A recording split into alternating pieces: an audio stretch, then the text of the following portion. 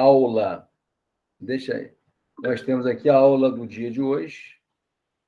Nós vamos colocar aqui na nossa tela para iniciarmos a nossa aula de título de crédito.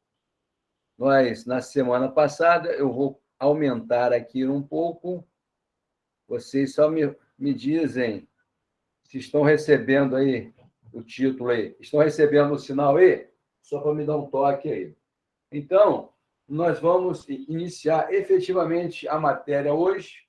Semana passada foi apenas uma exposição sobre a metodologia do curso, a forma de cobrança, que vocês já sabem, já é o nono período, é uma turma aí master, não vamos dizer master veterana, ou seja, uma turma experiente.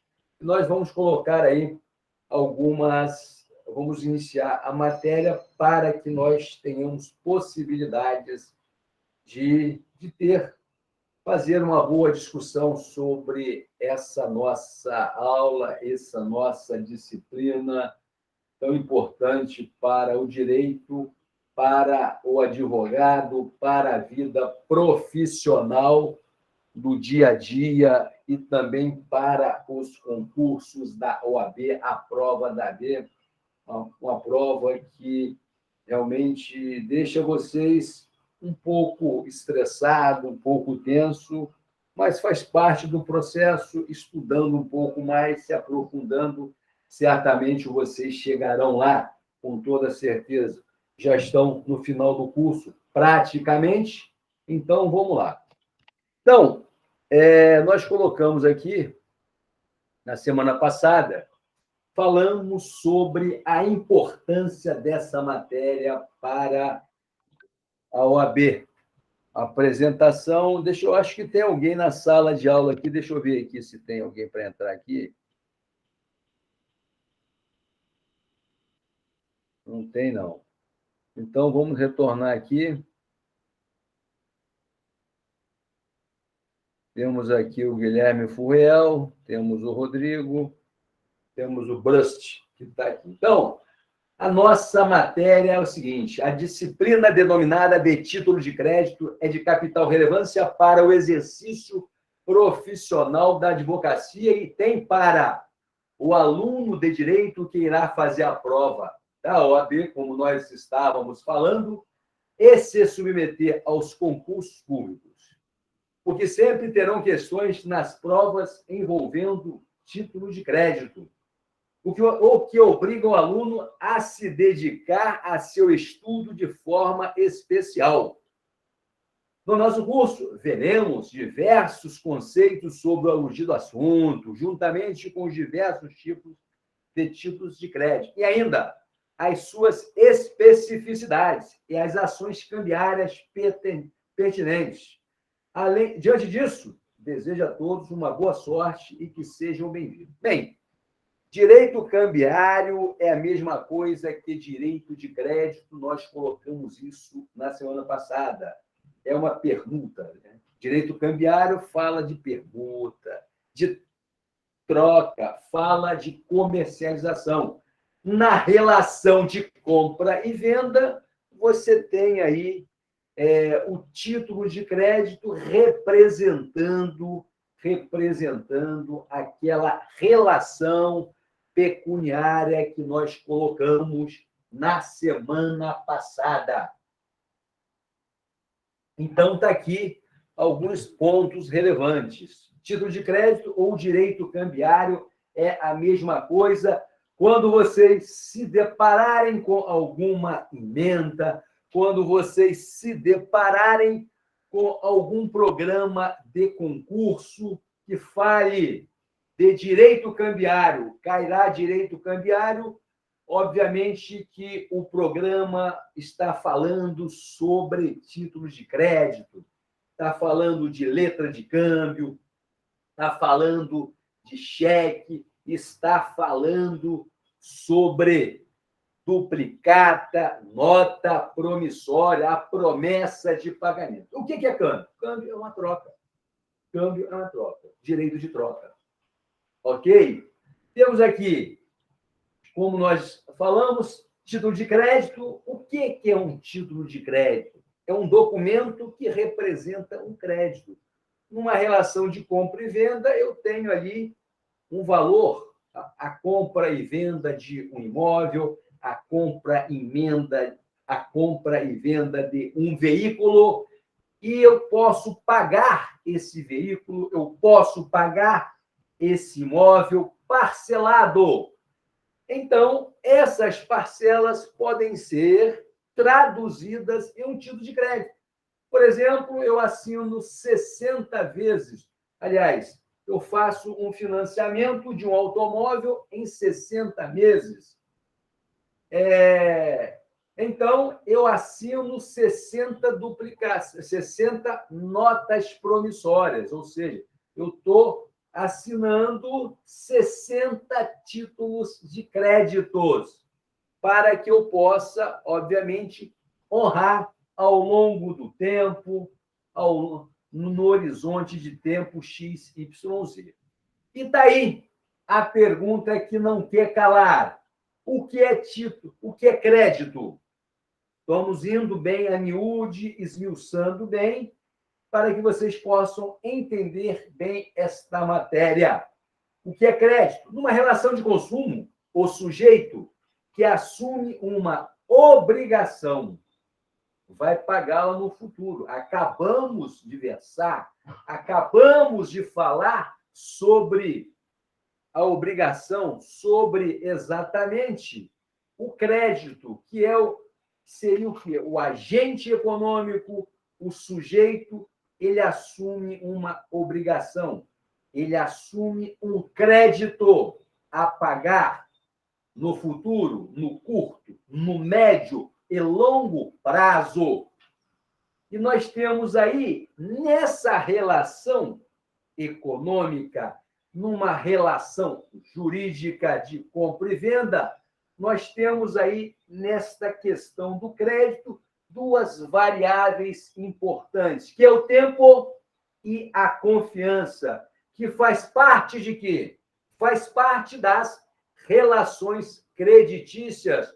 O que vai me ensejar a aceitar um cheque de Guilherme Furruel, se não acreditar nele, se não a confiança no poder de pagamento de Guilherme Furruel, ou do nosso amigo Rodrigo, ou do Brust, que está aí, vocês três, muito bem? Então, a confiança, ela é muito importante no momento em que eu emito um título de crédito, porque o devedor ele só vai aceitar o título de crédito, ou o credor, aliás, o credor só vai aceitar um título de crédito se ele inspirar confiança, se ele for lastreado numa capacidade de pagamento onde me permite pegar o cheque de Rodrigo, ou de Guilherme, ou do nosso amigo Bruxo, que aí está.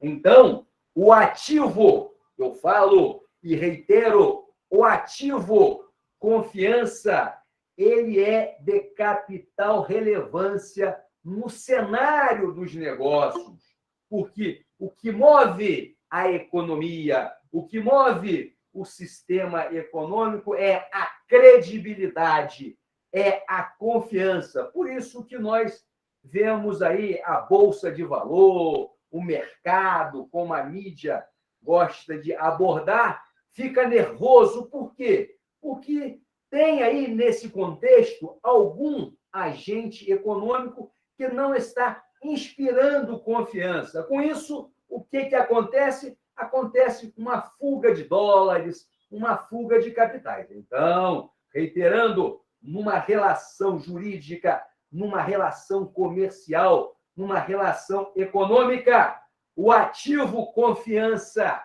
é importante porque ele ajuda a dinamizar a economia, ele ajuda o setor produtivo, que é composto de empresários e de trabalhadores. Ele fica, vamos usar um termo mais vulgar, A confiança azeita as relações econômicas e comerciais. E o título de crédito, ele tem que gozar desse handicap, vamos colocar assim, da confiança, para que eu aceite pegá-lo e possa fazer com que ele circule através de uma simples assinatura que nós chamaremos ela de endosso. Vamos estudar o que é endosso também.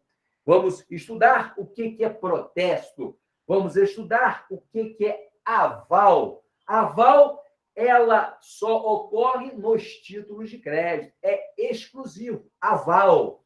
Agora, num contrato de aluguel, eu vou dar fiança. Num título de crédito, eu não posso dar fiança. Eu tenho que dar aval. Eu vou avalizar. Muito bem? Então, está dado aí. Nós temos aí a relação creditícia que ganhou força antes da Revolução Industrial. Olha só como que essa nossa disciplina... Deixa eu tomar um pouco d'água aqui, não sei se vocês aceitam. Olha como é essa nossa disciplina, essa nossa matéria denominada título de crédito, ela é antiga. Ela surgiu lá atrás, antes da Revolução Industrial. A necessidade das pessoas venderem e comprarem alguma coisa, lá no período feudal, muito bem, onde você já tinha um sistema econômico baseado em quê? Baseado em atividades agrícolas, atividades primárias. Muito bem, então ali já se fazia o negócio jurídico, todavia, não com a sofisticação que nós temos hoje. Inclusive, é relevante ressaltarmos que hoje os títulos de crédito praticamente eles estão todos digitalizados. A letra de câmbio praticamente não existe mais. Por que não existe mais? Porque os negócios jurídicos foram se sofisticando de tal monta com a tecnologia, não é preciso mais um banco emitir uma letra de câmbio. Por exemplo, um outro título de crédito que está ficando superado é o cheque, por exemplo. Raramente a gente vê um cheque pelos postos de gasolina, mas a tendência é esse título de crédito ser suprimido pelas situações. Por exemplo, as criptomoedas. Olha que eu estou falando de título de crédito de papel, mas já estamos falando de Bitcoin, criptomoeda.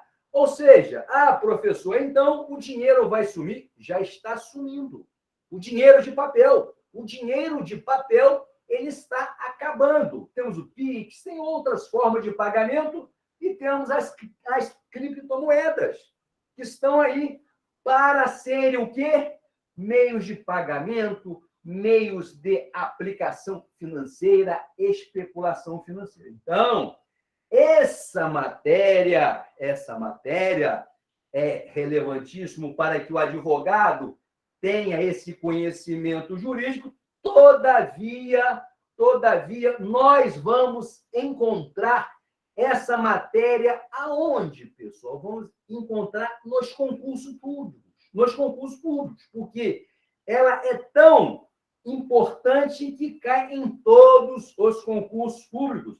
Inclusive, na última prova da OAB, caíram 2 questões de título de crédito que eu vou passar para vocês semana que vem. Já estou com elas aí. Mas também, no dia a dia, vocês verão esse raciocínio. Por quê? Porque no momento em que eu compro uma mercadoria via internet, no momento em que eu compro um curso via internet e financio esse curso, o que o meu credor está fazendo? Ele vai emitir o quê? Uma duplicata.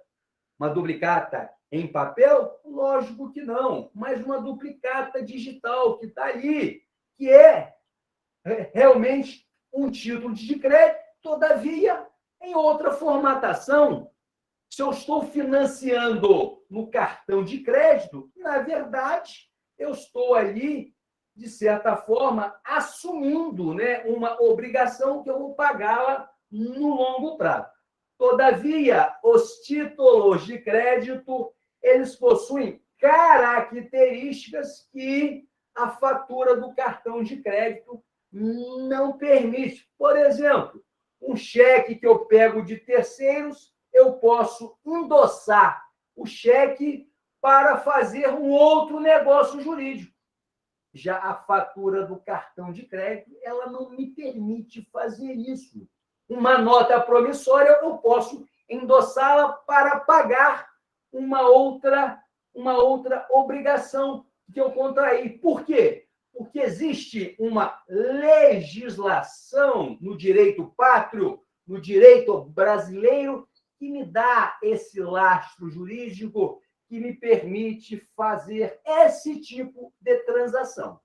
Então, relevante que essa nossa matéria começou lá atrás, antes da Revolução Industrial. Na Revolução Industrial surge o quê? Surge o capitalismo industrial. O capitalismo surgiu lá na Inglaterra no século XVII, e ali os títulos de crédito foram evoluindo, foram sendo importantes para que as indústrias, as empresas se financiassem, porque você tinha, à época, o setor financeiro, os bancos que emitiam letra de câmbio, tinha também os bancos que tinham os talões de cheque que proporcionava um volume de negócio que permitiu a Inglaterra, em tela, pudesse ampliar os seus tentáculos para colonizar uma boa parte do mundo. A Inglaterra, com seu poderio econômico, com o seu poderio de conhecimento à época. Mas, então, está aí relacionado ao nosso título de crédito, que permitiu que o sistema capitalista nascente, à época, no século XVII, a economia pudesse se expandir de tal forma, de tal monta, que nós temos hoje um capitalismo digital, onde os negócios são feitos via uma economia digital. É esse o nosso futuro. E, portanto, hoje, se nós estamos dando aula remotamente, é porque a tecnologia nos permitiu antecipar o futuro, porque esse momento de hoje ia acontecer daqui a 10 anos, 15 anos. Entretanto, surgiu essa pandemia danada, muito complicada, que antecipou muita coisa. E nós estamos vivendo aí, amadurecemos e, com certeza, vamos sair melhores dessa pandemia, se Deus quiser. Aliás, já estamos saindo. Então, importante saber que a relação creditícia começou antes da Revolução Industrial, antes do século XVII. Então, está dado aí. Temos aí os estados monárquicos já financiavam as expansões marítimas, os créditos. Pois é, os estados, os monarcas, os reis, eles já financiavam a colonização, a expansão dos seus territórios para que eles pudessem ter um domínio. As terras no passado era realmente aquele que possuía mais terra, ele detinha o quê? Ele detinha um maior poder econômico. Então, os reis davam crédito aos colonizadores para que eles pudessem expandir as suas atividades econômicas, para que eles pudessem se apropriar de terras relevantes para exploração mineral, exploração de ouro, de madeira, diamante, ferro e etc, etc. Nós temos aí a classe burguesa, os banqueiros que concediam créditos financeiros, como nós falamos aí, lá na Revolução Industrial, nós tínhamos aí os bancos já emprestando dinheiro para que o setor produtivo real ele pudesse se desenvolver, expandir e chegar a este momento em que nós estamos vivendo hoje, onde a gente tem hoje uma relação muito fria com os nossos gerentes, né? São os banklines, que estão aí, a gente pela internet resolve tudo, quase não vai a banco. Vai a banco praticamente para sacar nos caixas eletrônicos. Mas os bancos, né, cada vez mais o gerente, né, as relações são impessoais. Cada vez mais as relações são impessoais, inclusive as nossas aulas aqui. Ok? Estamos aqui remotamente. Então, foi dado aqui uma fundamentação histórica sobre a nossa matéria, sobre esta importante disciplina. E vamos parar aqui para saber como é que estão aqui, se alguém tem alguma dúvida diante desse introito que nós fizemos aqui. Guilherme Furriel, meu amigo Rodrigo Freitas, Diego Brust, alguma dúvida sobre esse introito aqui, esse pequeno panorama? Sem dúvidas, mestre. Está muito bem explicado. Então tá bom, beleza. Então vamos tocar o enterro aqui agora. Vamos lá. Deixa eu só molhar a garganta aqui. Se quiser falar, fica à vontade. A hora que eu estiver explanando a matéria, pode levantar a mão aí e tal. Você é o que de Maurício Furriel? Eu tenho um primo com esse nome. Primo, Maurício? Foi nosso aluno, Maurício Furriel. Ele está no universo ainda, Maurício? Olha, então acho que não é esse, não. Eu tenho um primo chamado Maurício, mas ele estudou no universo, não. Não. Mas o nome é o mesmo. Mas é isso aí, deixa para lá. Alô, meu irmão. Então vamos lá. Deixa eu pegar aqui a matéria. Então vamos aqui, voltar aqui para a próxima transparência. Então está aqui, o fundamento. Importante, estou chamando a atenção, fazendo essa exclamação aqui sobre a importância da nossa matéria aqui, desse slide. Importante. Olha só, os títulos de crédito são documentos representativos de obrigações pecuniárias. Foi o que eu falei lá. O título de crédito, ele representa um crédito de uma relação jurídica. Muito bem, uma obrigação pecuniária. Reiterando, se eu compro um carro, se eu compro um imóvel custa 1 milhão, vou dividi-lo em 60 meses. Assim, se eu for comprar financiado, assinarei 60 nota promissórias. Essa nota promissória, eu posso o quê? Vender a nota promissória no mercado. Pois é, posso vender, posso negociar, porque o título de crédito ele goza do atributo da negociabilidade, pessoal. Nós veremos aqui hoje, eu trouxe o livro do Fábio Ulloa, o pessoal que está chegando hoje, a bibliografia que nós adotamos é do professor Fábio Ulloa Coelho. Muito bem? Que nós vamos fazer uma discussão sobre ele. Então, o título de crédito são documentos representativos de obrigações pecuniárias. Não se confunde com a própria obrigação, porque muito bem. Bem, o negócio jurídico é a compra e venda. O título de crédito ele vai representar o valor, ele vai representar o valor daquele negócio jurídico. Então, nós não podemos confundir o contrato de compra e venda do bem econômico, do bem jurídico, com o título de crédito, com a nota promissória, com a duplicata. Eles possuem autonomia. Autonomia. Muito bem? Então, por que eu estou falando isso? Porque existe um princípio denominado de abstração.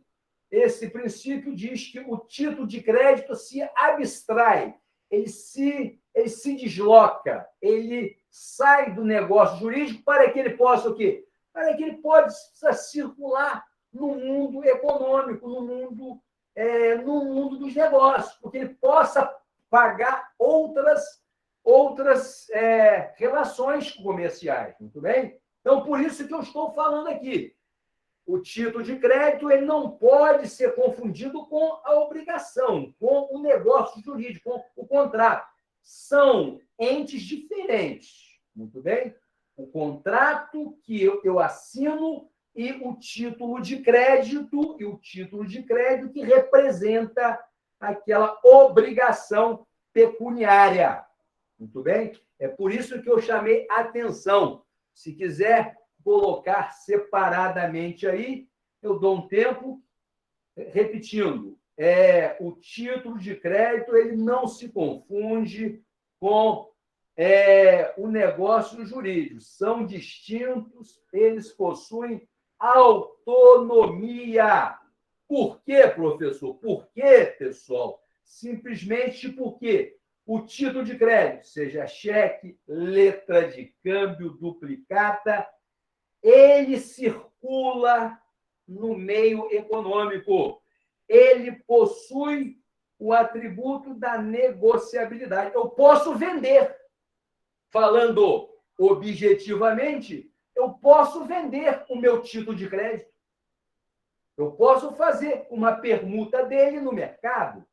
Muito bem? Por conta disso é que eu chamo atenção.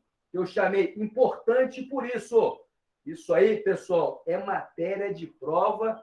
Eu vou colocar aqui no nosso chat agora essa perguntinha aí. Essa perguntinha para que vocês anotem, por gentileza. Um minuto. Vamos para o chat aqui. Vamos anotar aqui. Deixa eu pegar o chat aqui.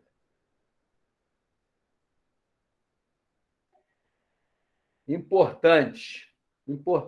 Vou fazer uma pergunta para a gente amarrar esse assunto.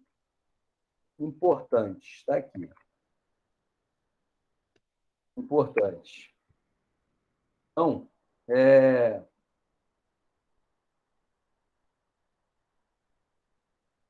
vamos botar aqui. Por que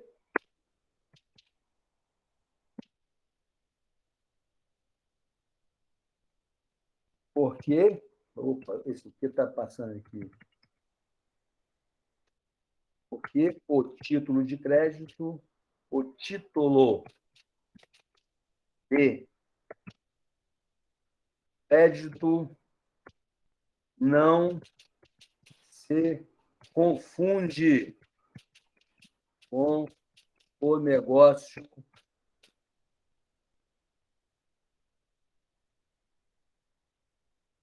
jurídico. Essa pergunta a gente responde no final da aula, só para a gente não perder aqui o raciocínio. Jurídico. Está aqui. Então, por que o título de crédito? Por que o título de crédito? Porque o título de crédito não se confunde com o negócio jurídico. Uma pergunta importante que pode ser uma das perguntas da nossa prova aí, uma das questões. Porque eu nem falei semana passada, mas todas as questões que nós damos aqui, todo esse banco de dados que nós formamos aqui de questões, são questões que eu cobrarei na nossa prova. Então, pode cair à vontade. Nossa prova não tem mistério nenhum. Será essas aulas aí. Nós temos que ter coerência por princípio. Muito bem? Então, está dado aqui. Então, vamos responder. Vocês me lembrem para a gente responder aí. Se quiserem já respondendo, fique à vontade aí. Mas vamos sempre amarrar o conteúdo, porque senão fica uma coisa muito dispersa. Está aqui. Então, vamos lá. Eu estou aqui, vou estar aqui. Então, vamos voltar. Então, falamos aqui sobre a importância, importante por isso. Os títulos de crédito são documentos representativos de obrigações pecuniárias, não se confundem com a própria obrigação, porque a representa. Então, está aí. Muito bem. Bem, para nós, eu sei que vocês já sabem, vocês já estão quase graduados em Direito, mas não custa nada relembrar o conceito, o que é uma obrigação, porque nós sabemos muito bem que o conhecimento se constrói através da repetição, através da reiteração. Então, o que é obrigação?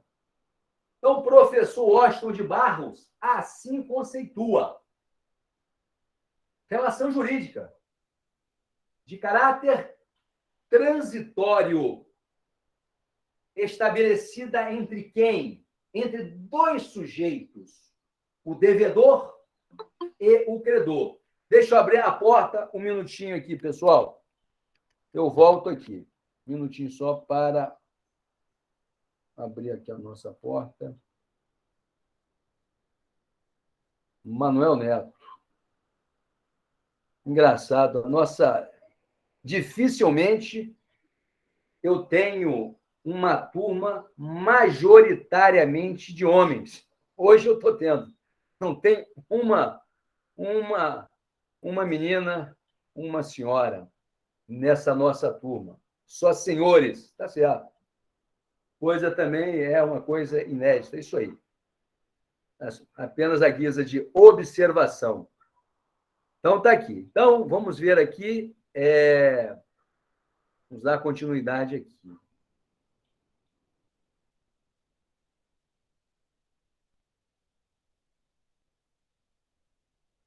Então, obrigação. Professor Washington de Barros assim conceitua relação jurídica de caráter transitório, estabelecida entre a figura do devedor e a figura do credor, e cujo objeto consiste o quê? Numa prestação pessoal econômica, positiva ou negativa. Lógico, estou devendo, eu estou assumindo uma obrigação de pagar, eu vou fazer uma prestação econômica pessoal, é um ato individual, positivamente ou negativamente, devido o quê?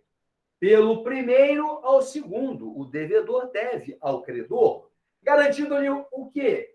O adimplemento, através de seu patrimônio, da sua disponibilidade financeira, porque nós sabemos que, no que tange ao patrimônio, no que tange ao balanço contábil, ao ativo, ao passivo, ao patrimônio líquido, a disponibilidade financeira, o caixa, ele está lá no ativo, é um direito que é uma disponibilidade financeira, ok? Então, nós temos aí o que é obrigação, um conceito aí de obrigação para que vocês possam arejar a cabeça de vocês, relembrarem desse importante conceito para que vocês solidifiquem o conhecimento. acumulado ao longo dos anos na cadeira na universidade. Muito bem? Então, está dado aí. Bem, está aí um exemplo que nós vamos dar de obrigação. Uma determinada obrigação pode ser representada por diferentes instrumentos jurídicos, não somente por título de crédito, pessoal. Ela pode ser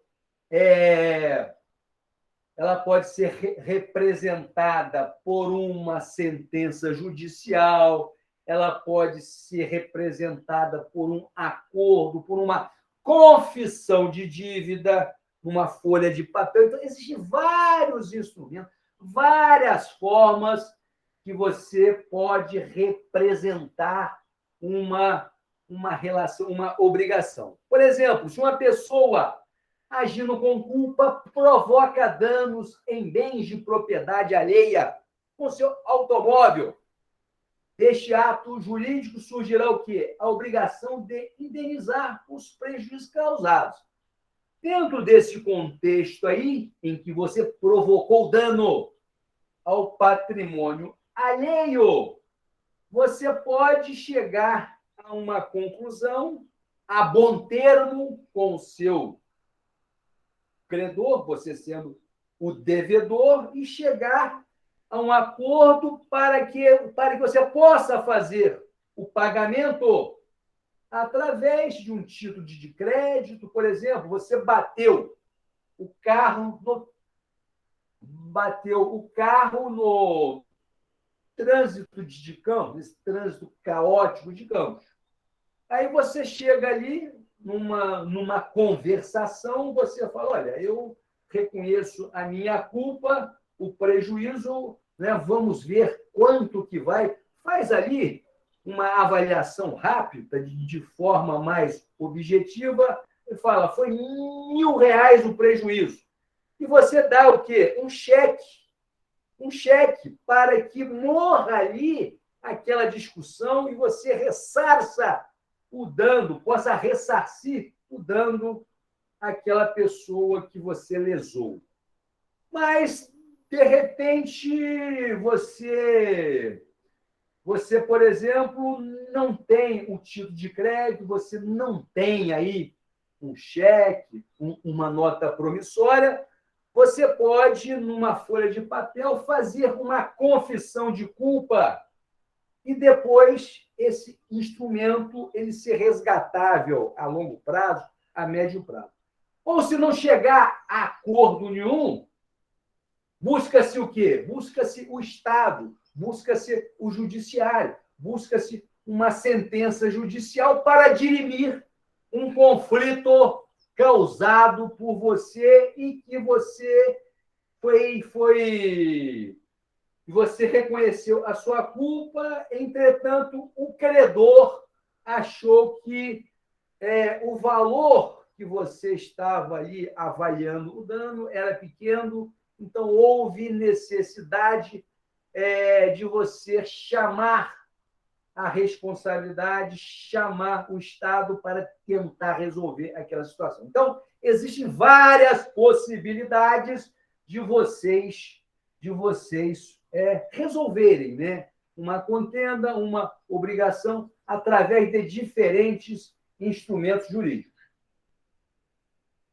Então, aqui eu faço aí, eu já falei sobre isso, só apenas, né? Se o devedor e o credor estiverem de acordo, muito bem. Aí você faz aí uma representação, ok? Então, eu queria colocar aqui, essas transparências aqui, eu já fiz um resumo dela falando aqui, está gravado na nossa aula. Essas transparências aqui é a repetição do que eu já falei aqui sobre esse dano que foi causado por você utilizando o seu automóvel. Agora, existe uma grande vantagem de você resolver esse tipo de contenda através do título de crédito, porque o título de crédito ele tem requisitos fantásticos para que você possa executar. Por exemplo, eu sou credor e o devedor me nega a pagar. Se eu estou com o cheque dele, eu posso logo executar o cheque. Então, são coisas assim muito interessantes e vantajosas. É onde eu vou colocar aqui para nós falarmos sobre a importância sobre a característica. Então, nós temos aqui, né, essas obrigações aqui. E eu vou pedir a vocês licença, porque a aula está sendo gravada aqui, e é importante a gente ler aqui esse trecho do nosso livro aqui, para que a gente possa ilustrar, possa fundamentar, do ponto de vista teórico, esse contexto do acidente que nós colocamos. Deixa eu pegar aqui, deixa eu dar uma vantagem aqui, deixa eu abrir um pouco aqui, e eu vou colocar para vocês, eu vou colocar no nosso chat uma outra pergunta, uma outra colocação, para que vocês possam sedimentar, para que vocês possam enriquecer mais o conhecimento de vocês. Então, nós temos aqui, eu fiz a narração, relatei o fato, o caso concreto aí, sobre essa questão do automóvel. Então, me permita ler aqui agora.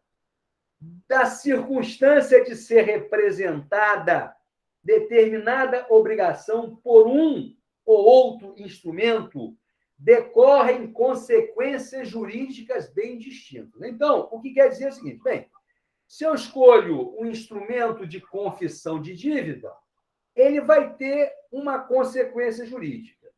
Se o instrumento jurídico for uma sentença judicial, ela vai ter uma consequência jurídica. E se for um título de crédito, uma nota promissória, uma letra de câmbio, uma duplicata, então as consequências são outras. E o que interessa para a gente são as consequências do título de crédito. Então, diz aqui, o credor de obrigação representada por um título de crédito tem direitos de conteúdo operacional, diversos do que teria se a mesma obrigação não se encontrasse representada por um título de crédito. Basicamente, há duas especificidades que beneficiam o credor por um título de crédito. Então, olha só, a vantagem de você matar uma lide, utilizar o título de crédito, porque ele possui essas especificidades. Ele é mais operacional no que tange ao mundo jurídico e o mundo econômico. Então, diz aqui, basicamente, reiterando, há duas especificidades que beneficiam o credor por um título de crédito. Ele possibilita o quê? Uma negociação mais fácil do crédito, representado, e a cobrança judicial deste é mais eficiente e célere. A estas circunstâncias especiais, costuma a doutrina se referir como os atributos dos títulos de créditos, chamados, respectivamente, de negociabilidade, facilidade de circulação do crédito e executividade, maior eficiência na cobrança. Então, vamos colocar no nosso chat aqui o seguinte, porque eu estou falando que uma obrigação representada pelo título de crédito, ela tem o atributo da negociabilidade e da executividade. Por quê? aquele título de crédito, se eu precisar do dinheiro do título de crédito vencível em 6 meses, em 1 ano, eu posso antecipar o valor que ele representa ali. Então, por isso que ele tem essa versatilidade. Ele é eclético, muito bem, e também tem a executividade, porque é mais fácil você executar um cheque, uma nota promissória, do que um outro instrumento jurídico. Então, vamos colocar aqui no chat esses 2 importantes atributos para que vocês não esqueçam mais. E se cair no concurso, vocês vão matar, se Deus quiser. Então, está dado aqui.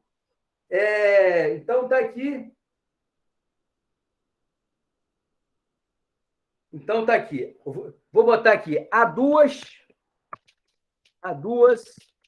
especificidades. Há duas especificidades. Há duas especificidades. Há duas especificidades. Está aqui. Deixa eu ver aqui, me perdi aqui. Que beneficiam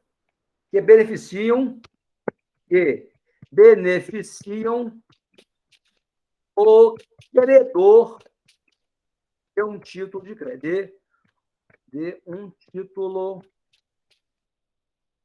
de crédito. Muito bem. Então, está aqui. Deixa eu só ver aqui. Há duas especificidades que beneficiam o credor de um título de crédito. Então, está aqui. Ele possibilita uma negociação mais fácil. Ele possibilita uma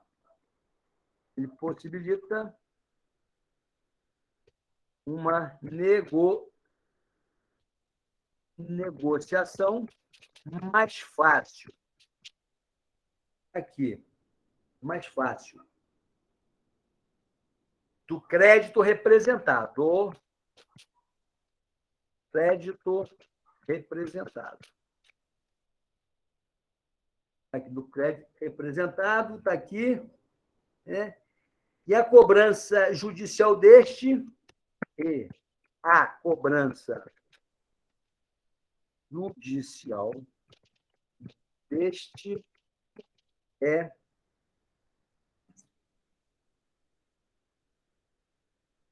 mais eficiente,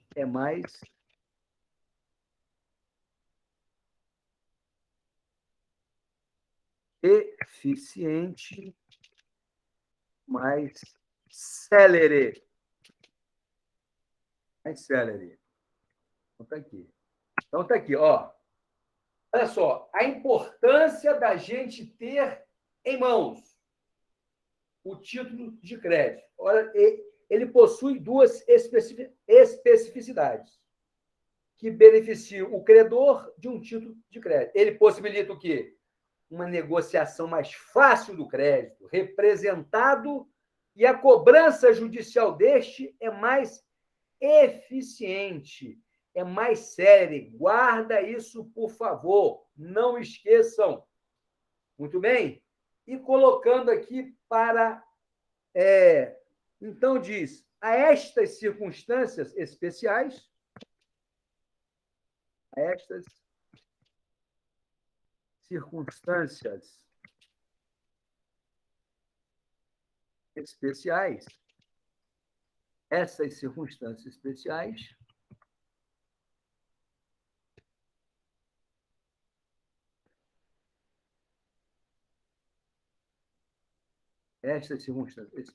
está aqui.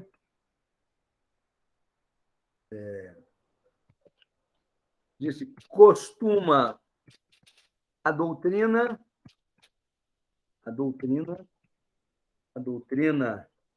se referir como atributos dos títulos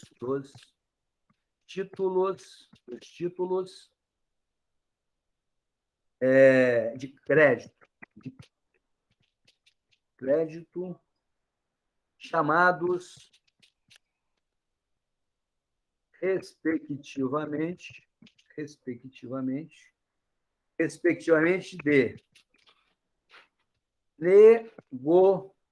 de negociabilidade. Ou seja, o que é negociabilidade? Seria a facilitação de circulação do crédito.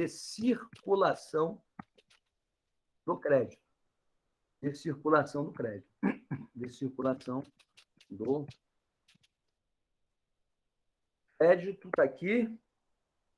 E executividade.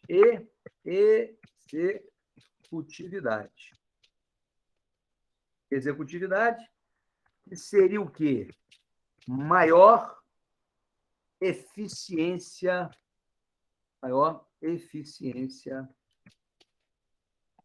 na cobrança. Então, está aqui.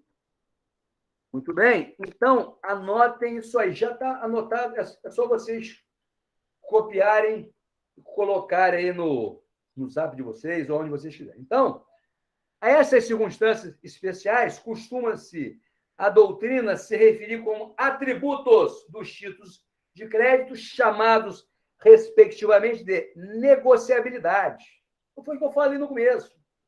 Um título de crédito, eu posso vender o título de crédito. Eu posso resolver uma lide, uma contenda no trânsito de campos, eu posso dar um cheque meu e o credor, para consertar o carro, o que ele vai fazer se meu cheque é vencível em 2 meses, em 60 dias? Ele vai ao mercado e faz o quê? Um câmbio, uma troca. Muito bem? Então, um cheque de 100 mil, por exemplo, eu recebo 80 mil dele, então a pessoa que pegou o cheque me cobrou 20% em cima dele. Entretanto, eu peguei 80 mil e fiz o conserto no meu carro. Então, isso chama-se o quê? Negociabilidade do título de crédito. Ele permite essa agilidade, ele é mais operacional. Por isso que ele tem esse atributo e é utilizado com facilidade nos negócios, nos ambientes econômicos. Nós já fazemos isso naturalmente. E aqui nós estamos dando o quê? A teoria. A legislação que nós vamos estudar, a legislação especial sobre cheque, a legislação especial sobre nota promissória, que é importante o advogado saber, para que ele possa defender os seus clientes. E também, o título de crédito, ele tem o quê? A executividade, maior eficiência na cobrança. Você faz um protesto de um título de crédito no cartório. E aí você resolve, se o devedor não quer lhe pagar, tudo bem. Você não vai pagar o seu cheque que está comigo, não? Tudo bem. Eu vou ao cartório, eu protesto e vou o quê? Enrolar a sua vida toda. Vou deixar você com o nome sujo na praça. Então, é essa a questão. Então, esse título de crédito, o título de crédito, ele permite ele tem essas possibilidades.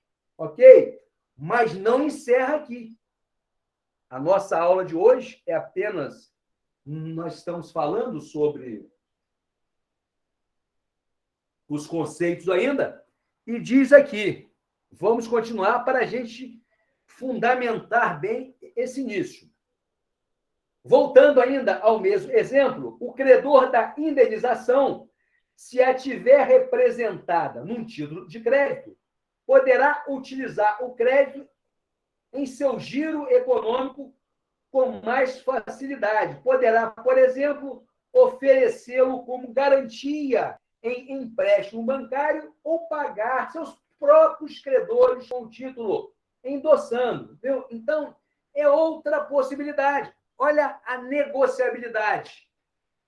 Foi o que eu falei. Eu posso pagar eu com título, eu com cheque de Guilherme Furriel, que vai vencer no final do mês ainda, eu posso o quê? Posso dar esse cheque numa garantia de um empréstimo bancário.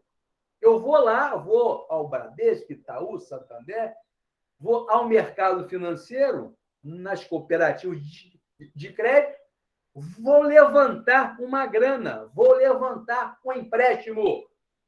E o gerente me pede uma garantia. Eu falo, olha aqui, eu tenho um cheque que vai vencer dia 10 de março. Eu vou dar esse cheque como garantia. Esse cheque é do nosso aluno Guilherme Furrel, ou do Rodrigo, ou do Diego. Muito bem? Então, é isso. O título de crédito ele não precisa ficar na mão. Através de uma simples o quê? Uma assinatura, um endosso, ele circula no mundo econômico. Muito bem? É o que está dizendo aqui. Endossando. Então, diz, a mesma facilidade não existirá se o crédito estiver representado por uma sentença judicial. Eu não posso vender uma sentença judicial. Eu não posso negociar no mercado uma sentença judicial. Eu vou numa agência, eu preciso adquirir um caminhão, eu sou um empresário, eu preciso girar a minha empresa, eu preciso de um caminhão que vai me permitir abrir outras frentes econômicas. Eu não posso chegar numa agência com uma sentença judicial e falar, olha, vou te dar essa sentença judicial como garantia do negócio. A legislação não permite. Em contrapartida, se eu tivesse um cheque de Rodrigo, eu poderia dar em garantia. Olha como o título de crédito, olha como o atributo da negociabilidade, ele me permite fazer negócios, ele me permite movimentar a economia. Muito bem? Ou, por exemplo, um documento de reconhecimento de culpa, uma sentença judicial ou um documento de reconhecimento de culpa que eu bati no carro de fulano de tal. Esse reconhecimento de culpa é um instrumento particular entre as partes ali, mas ele não garante negócio jurídico nenhum. Eu não posso fazer um endosso num termo de confissão, num termo de reconhecimento de culpa. Eu não posso, através de uma sentença judicial, oferecê-la como garantia de um negócio, de uma compra e venda. Mas o título de crédito pode ser utilizado. É o que nós estamos discutindo aqui, sobre a importância desse título de crédito, dele dinamizar os negócios, o sistema econômico, ele é operacional, ele é fácil de você executar a pessoa o devedor que emitiu o título. Muito bem. E digo mais, para a gente fechar aqui, e em caso de inadimplemento do devedor, o credor de um título de crédito não precisa promover a prévia ação de conhecimento para somente depois poder executar o seu crédito. Então, o título de crédito, você não tem que ter um conhecimento, uma coisa para que você levante informações. A legislação já permite que você execute de plano. E digo mais aqui, para fechar aqui, os títulos de crédito são definidos em lei como que títulos executivos extrajudiciais. Vamos botar aqui para vocês colocar aqui. Então, está aqui, os títulos de créditos, eles são definidos aqui, título de crédito, Outra informação relevante: os títulos de créditos, os títulos de créditos aqui são definidos em lei, são definidos em lei como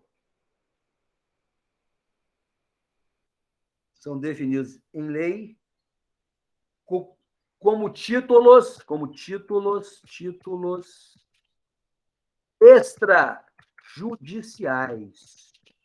extrajudiciais. E aonde que está isso, professor? Que os títulos de créditos eles são definidos como extrajudiciais. Qual é a fundamentação legal? É o CPC, Código de Processo Civil, artigo 784, 1. Está aqui. Muito bem? Então, está aqui. Está aqui. Então, importante essa informação. Os títulos de crédito são definidos em lei como o quê? Títulos extrajudiciais. Está onde? No artigo 784.1 do Código de Processo Civil. E assim possibilita o quê? Execução imediata do valor devido. Então, está aqui só para a gente completar aqui, né? E assim, possibilitam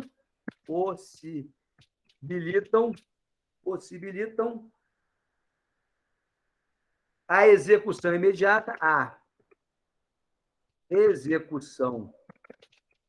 imediata, imediata do valor devido. Então, pessoal, é de importância vocês saberem, porque aí é isso que o examinador gosta de cobrar nas provas, pessoal. Muito bem? E aí, fechando, este mesmo direito de conteúdo operacional não teria o credor cujo crédito representado estivesse pelo documento de reconhecimento de culpa. Muito bem? Então, importante, título de crédito, ele segundo a lei, ele é extrajudicial. Muito bem? Nós temos aqui, um título extrajudicial, porque ele possibilita a executoriedade imediata. Ele possui o atributo da negociabilidade, para que ele possa... Ele é um título eclético, ele é um instrumento jurídico eclético, versátil, que permite girar os negócios. Então, eu queria que vocês anotassem, por favor, esses conceitos aí, que está na página 236 do livro do Manual de Direito Comercial do Fábio Ulloa, que nós indicamos para vocês, ok?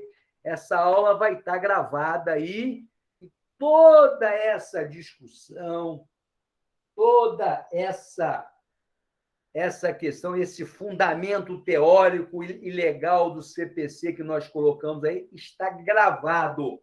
Por isso que eu necessitava de ler esta parte para vocês. Então, alguma dúvida? Alguém quer levantar alguma dúvida sobre essa parte aí, que eu reputo como relevante? Então, nós podemos pegar aí um cheque da Leidiane, um cheque de Guilherme, Rodrigo, Diego Brush, Caio Santos, porque são pessoas idôneas, são pessoas que inspiram confiança no mercado. Eu, com cheque dessas pessoas, eu posso ir ao mercado e levantar crédito.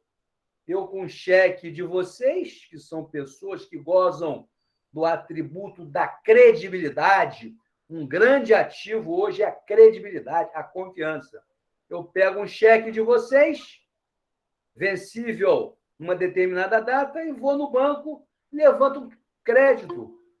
Eu vou ao banco e levanto uma grana e vou curtir o carnaval na Europa. Vou curtir o carnaval no Caribe com dinheiro emprestado do banco com a garantia do cheque de vocês. Muito bem?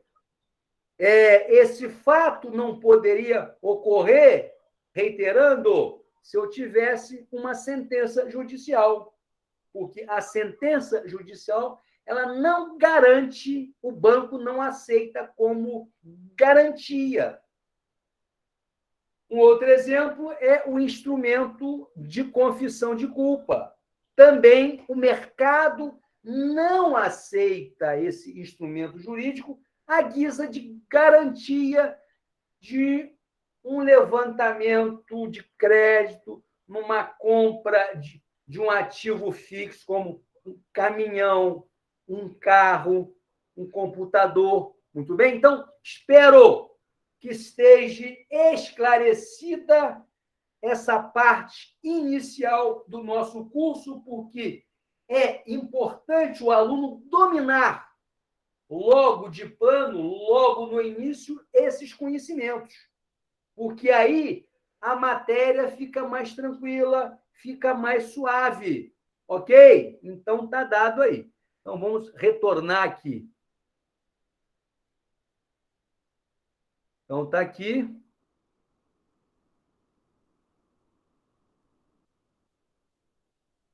Já falamos aqui. Bem, aqui nós temos aqui um exemplo, uma importante característica que eu citei semana passada, né, da questão do marceneiro. Quando eu convido, né, um marceneiro, aqui também fala sobre a negociabilidade. Quando eu contrato um marceneiro para fazer um armário na minha casa e eu dou a ele um cheque pelo serviço. O que o marceneiro vai fazer? Ele vai esperar o cheque, o vencimento do cheque? Não. O marceneiro vai, né, ao depósito de madeira, vai fazer o quê? Vai fazer o pagamento da madeira que ele necessita para fazer o meu imóvel. E o madeireiro, ele vai fazer a mesma coisa com o cidadão que extrai a madeira. Então, esse meu cheque ele vai circular. É isso que eu quis dizer aqui, ok? Tá dentro. Bem, os títulos de créditos clássicos. Nós temos o cheque, que vocês conhecem muito bem. Nós temos a nota promissória, que vocês conhecem muito bem. A letra de câmbio. Nós vamos dar exemplos aqui, mas a letra de câmbio, como nós colocamos, ela já não é mais utilizada com frequência. Então, a gente diria que é um título que está em extinção. Todavia, é importante a gente saber, cai no concurso público, letra de câmbio ainda, cai na prova da OAB, letra de câmbio ainda. Então, portanto, é relevante a gente colocar aí. E nós temos aí também a duplicata, que não está nesse rol que nós colocamos aí. Então, importante agora a legislação. Essa legislação é a legislação que vocês vão interfacear com ela no dia a dia profissional de vocês. Vocês vão utilizá-la num concurso, vão utilizá-la para defender um cliente, para fazer o protesto de um título de crédito. Então, aqui está o arcabouço legal. Nós temos aí a legislação que norteia, que regulamenta toda essa questão de título de crédito. Então, a primeira legislação sobre título de crédito, ela surgiu no Brasil, pessoal, em 1908. É do século XX, aliás, é do século passado. A gente colocou aqui no começo da aula que as relações creditícias, elas se iniciaram quando? Antes da Revolução Industrial. A Revolução Industrial aconteceu no século XVII, se não me engano, né? 17 ou 18. Aqui no Brasil, a primeira legislação sobre título de crédito, ela nasceu no começo do século XX ou do século passado, que tratava de quê? Falava sobre letra de câmbio e falava sobre nota promissória, em 1908, que era a base o quê? Para os outros títulos também, para o cheque e outros títulos que tivesse a mesma familiaridade, que tivesse a mesma nuance que tinha a letra de câmbio e a nota promissória. Aí, o Brasil foi signatário da Convenção de Genebra. A Convenção de Genebra, que foi recepcionada pelo ordenamento jurídico através da aprovação do decreto que esse decreto, anote aí, é a famosa Lei Uniforme de Genebra, LUG. É o decreto 57.663 de 66. Bem, esse decreto revogou o quê? Quase por completo a legislação anterior. Esse decreto, tá? 57.663 de 66. Ele revogou a lei de 1908. Revogou quase que toda a legislação. Quase que toda. Muito bem? E ficou conhecida como o quê? Lei Uniforme de Genebra, a LUG. Então, quando vocês verificarem, quando vocês vislumbrarem em alguma avaliação, exame, concurso, nas provas, isso foi citado na LUG. A LUG é a famosa Lei Uniforme de Genebra. A LUG é o famoso decreto o quê? 57.663 de 66. Tá certo? Esse decreto, ele está em vigência hoje. Ele fala o quê? Sobre letra de câmbio, nota promissória e demais títulos. Reiterando, a primeira norma, a primeira lei surgiu lá em 1908, aqui no Brasil, no começo do século XX. E o Brasil, no decorrer do tempo, e 2 anos, ele foi signatário da Convenção de Genebra. Eu estou repetindo para que vocês anotem se quiserem. E aí surge o quê? O Decreto-Lei 57.663 de 66, que revogou quase por completo as legislações anteriores ao ano de 66, e que é o decreto que está em vigência hoje. Se vocês quiserem tirar uma dúvida, entra no Google, por gentileza, e digita esse decreto para ver o que vocês encontrarão. Façam este exercício, porque é importante vocês já começarem a criar esta intimidade com a Lei Uniforme de Genebra, com a LUG. Muito bem? Então, entra aí e olha a lei, por favor, enquanto eu vou pegar um copinho d'água aqui. Só um minutinho aí.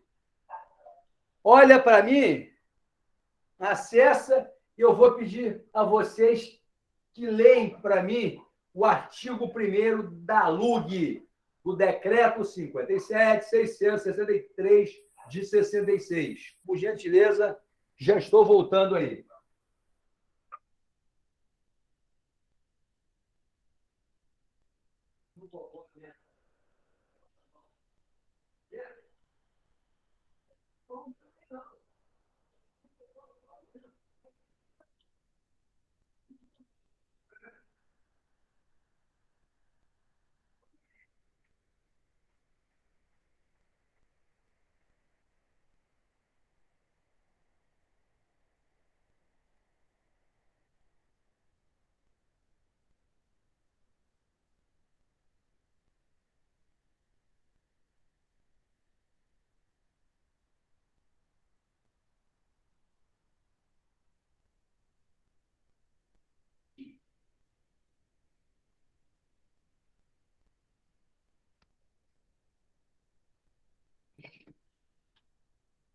Então, pessoal, já retornando aqui, eu queria que alguém lesse para mim o artigo 1º da Lei Uniforme de Genebra, Decreto 57.663 de 66. Por gentileza, alguém.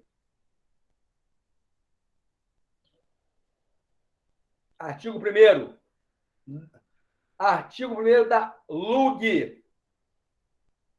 Andréia, Leidiane, Guilherme, Caio Santos, Rodrigo, Diego, Manuel Neto. Quem vai ler para a gente?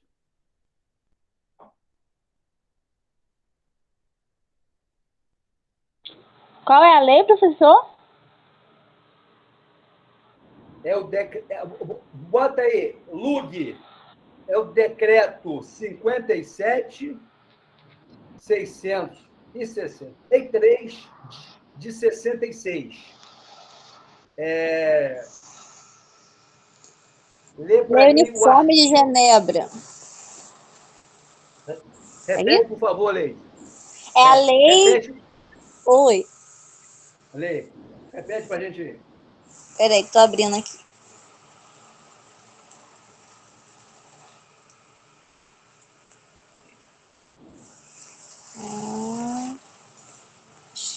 Artigo 1º, que você não quer que eu leia? Artigo 1º, por favor. As altas partes contratantes obrigam-se a adotar nos territórios respectivos, quer dos textos originais, quer nas línguas nacionais, a lei uniforme que constitui o anexo 1 da presente convenção. Esta obrigação... É isso mesmo? É isso mesmo, é Lei Uniforme de Genebra. É um artigo grande, né? É. Eu achei que estava errado. Ah, tá. Esta obrigação poderá ficar subordinada a certas reservas que deverão eventualmente ser formuladas por cada uma das altas partes contratantes no momento da sua ratificação ou adesão. Estas reservas deverão ser recolhidas entre as mencionadas no anexo 2 da presente convenção. Todavia, as reservas a que se referem os artigos 8º, 12 e 18 do citado anexo 2 poderão ser feitas posteriormente à ratificação ou adesão, desde que sejam notificadas ao secretário-geral da Sociedade das Nações, o qual imediatamente comunicará o seu texto aos membros da Sociedade das Nações e aos estados não membros em cujo nome tenha sido ratificada a presente convenção ou que a ela tenham aderido. Muito bem. Essas reservas só produzirão efeitos 90 dias depois de o secretário-geral ter recebido a referida notificação. Qualquer das altas partes contratantes poderá, em caso de urgência, fazer uso, depois da ratificação ou da adesão, das reservas indicadas nos artigos 7º e 22 do referido anexo 2. Neste caso, deverá comunicar essas reservas direta e imediatamente a todas as outras altas partes contratantes e ao secretário-geral da Sociedade das Nações. Esta notificação produzirá os seus efeitos 2 dias depois de recebida a dita comunicação pelas altas partes contratantes. Muito bem. Aí você vê para mim esse é o artigo 2º ou 3º, que fala sobre título de crédito, sobre letra de câmbio. Mais abaixo um pouquinho. Letras e notas promissórias? Lê para mim esse artigo aí. Artigo 2º. A lei uniforme não será aplicável no território de cada uma das altas partes contratantes às letras e notas promissórias já passadas à data da entrada em vigor da presente convenção.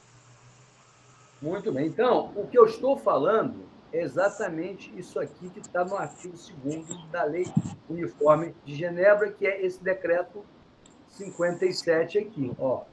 Decreto 57, 663, está aqui.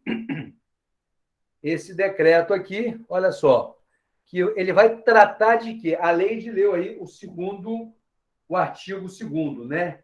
Que vai falar sobre a letra de câmbio, a nota promissória e demais títulos. Muito bem? Então, a Lei Uniforme de Genebra, se vocês quiserem acertar alguma questão de título de crédito no exame da OAB, vocês terão que ter em mãos esse decreto 57.663 de 66. Tudo bem?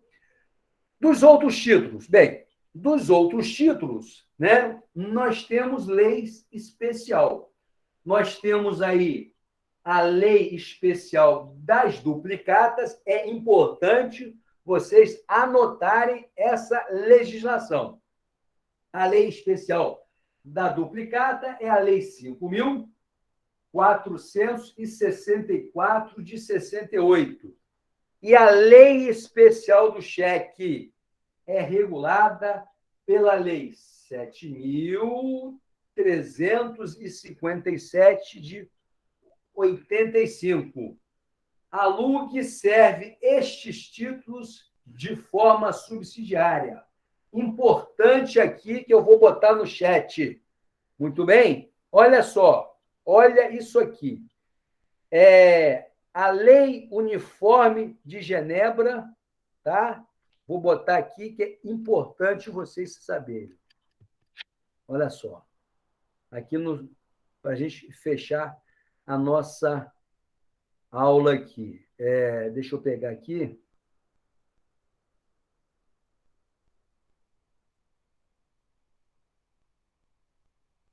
Olha só. A LUG, o decreto. Deixa eu anotar aqui. Decreto 57.663 de 66. 66 servirá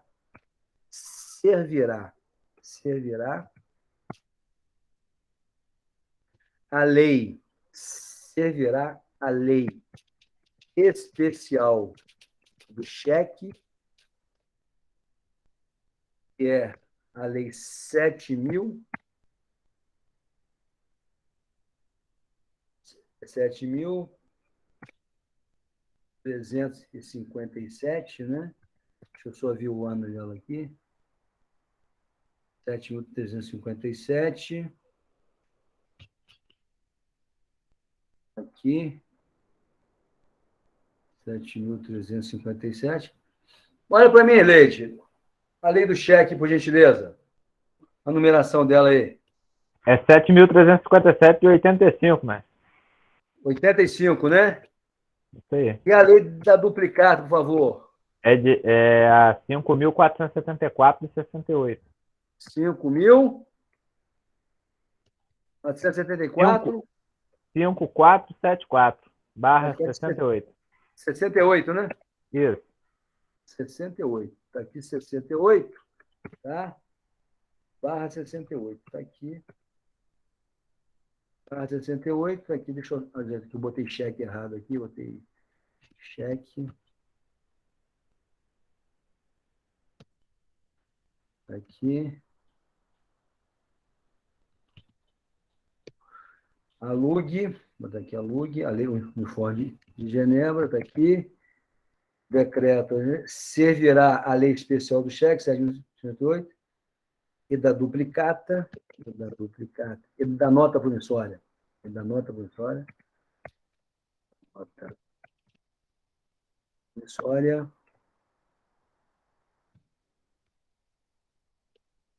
de forma subsidiária. Ou seja, 5.000, promissória daqui. Olha. 5.000, parei. 5.64, 68. Forma subsidiária. Então, o que eu quero dizer com isso aqui, pessoal? Eu quero dizer o seguinte, que a Lei Uniforme de Genebra, essa convenção da qual o Brasil foi signatário, tá? Esse decreto, ele vai subsidiar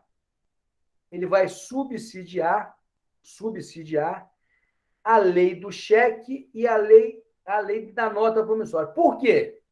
Porque a lei especial do cheque e a lei especial da nota promissória, a gente vai ver na aula de semana que vem, vamos usar um linguajar mais vulgar, ela é mais forte do que o decreto 57. Muito bem?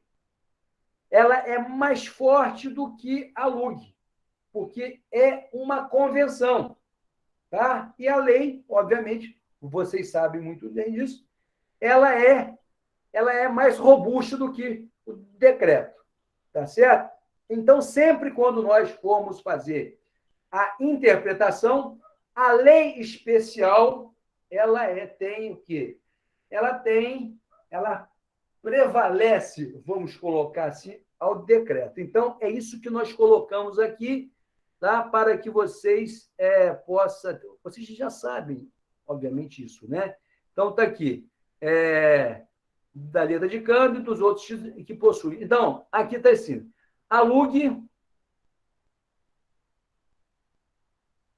Alugue serve o quê? Esses títulos, né? O cheque, a duplicata.